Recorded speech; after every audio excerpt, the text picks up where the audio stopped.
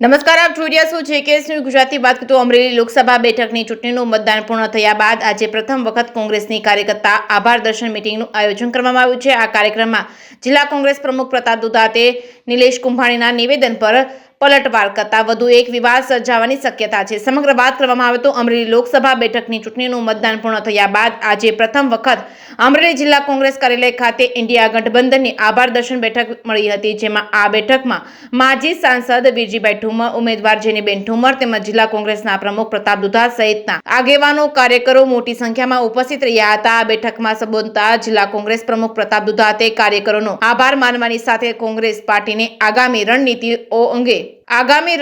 અંગે પણ વાત કરી હતી અને જણાવ્યું હતું કે આગામી દિવસોમાં સ્માર્ટ મીટરની સમસ્યા સામે અમરેલીથી જ આંદોલન શરૂ કરવાની તૈયારીઓ થઈ રહી છે. અમરેલી ખાતે મળેલી ઇન્ડિયા ગઠબંધનની બેઠક બાદ પત્રકારો સાથે વાત કરતા જિલ્લા કોંગ્રેસ પ્રમુખ પ્રતાપ દુધાતે સુરતના નિલેશ કુંભાણી પર પલટવાર કર્યો હતો અને જણાવ્યું હતું કે મર્દ માણસ હોય તો જાહેરમાં રહેવું જોઈએ, છુપાઈને નહીં. અમરેલી ખાતે મળેલી બેઠકમાં પ્રતાપ દુધાત દ્વારા સ્માર્ટ મીટર સામેની લડાઈની જાહેરાત, નિલેશ કુંભાણી પરનો પલટવારનો વળાંક સર્જાય તો નવાઈ નહીં. જેકેએસ ન્યૂઝ ગુજરાતી સાથે જૈનિક સોજિત્રા, અમરેલી.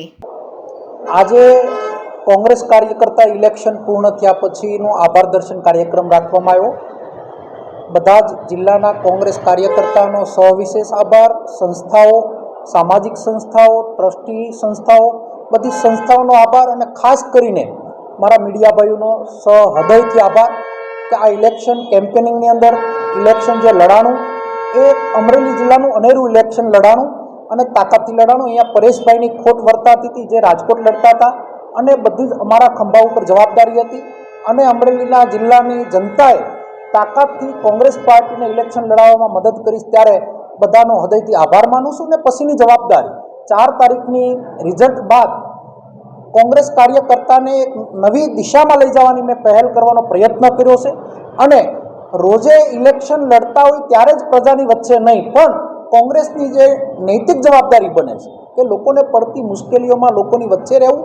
અને અત્યારે જે છેલ્લા અઠવાડિયાથી લોકો ત્રાહિમામ પોકર્યા સ્માર્ટ મીટરની વાત ઉપર, 1 મહિના બાદ આ જિલ્લાની અંદર જો ભારતીય જનતા પાર્ટીની સરકાર આ સ્માર્ટ મીટરમાં પીછેહટ નહીં કરે તો અનેરું આંદોલનની શરૂઆત અહીંયાથી થાય એના પ્રયત્ન ચાલુ કરવામાં આવશે. ગૃહિણીઓ હું જ્યારે જોઉં છું ત્યારે મીડિયા મારફત, સોશિયલ મીડિયા મારફત વીજ મથકો ઉપર જઈને એની હૈયાવરાળ નીકાળી રહ્યા છે. ભારતીય જનતા પાર્ટીએ મોટું ફંડ એની સંસ્થા માટે આ વીજ કંપનીઓ પાસેથી લીધેલું છે અને લોકોના ખિસ્સામાંથી ખંખેરી રહ્યા છે. સ્માર્ટ મીટર હટાવોની ઝુંબેશ અમરેલી જિલ્લાથી શરૂઆત કોંગ્રેસ પાર્ટી મારફત થાય અને લોકોની વ્યથા અને વેદનામાં કોંગ્રેસ પાર્ટીની ઢાલ બને, એની એક નવી જવાબદારી સાથે 1 મહિના બાદ આ આંદોલનને આગળ વધારવાનો અમે આયોજનના ભાગરૂપે આગળ વધી રહ્યા. જાહેર જીવનની અંદર કોઈને કાંઈ મારી નાખવા માટેની વાતો ના હોય. એક ઇલેક્શન કેમ્પેનિંગની અંદર જે વાત થઈ હતી, અહીંયા અમરેલી જિલ્લામાં ભાજપનો ખેસ પહેરવા આવેલ વ્યક્તિને અહીંયાથી કેમ હટાવો, એક રણ મેદાનની આ વાત હતી. કોઈ માયનોલાલ હાથ અડાડશે કે નહીં અડાડે એ તો સુરતની જનતા નક્કી કરશે. મર્દ માણસ ઘરમાં રહે, મર્દ માણસ લોકોની વચ્ચે રહે, મર્દ માણસ લોકોની વચ્ચે ફરે.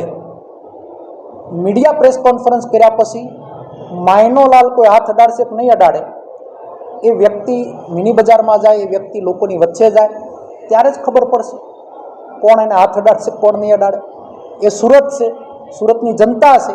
અને મેં વાત કરી એમ ઇલેક્શન એક દિવસનું ના હોય, રાજનીતિ એક દિવસની ના હોય, જાહેર જીવન એક દિવસનું ના હોય.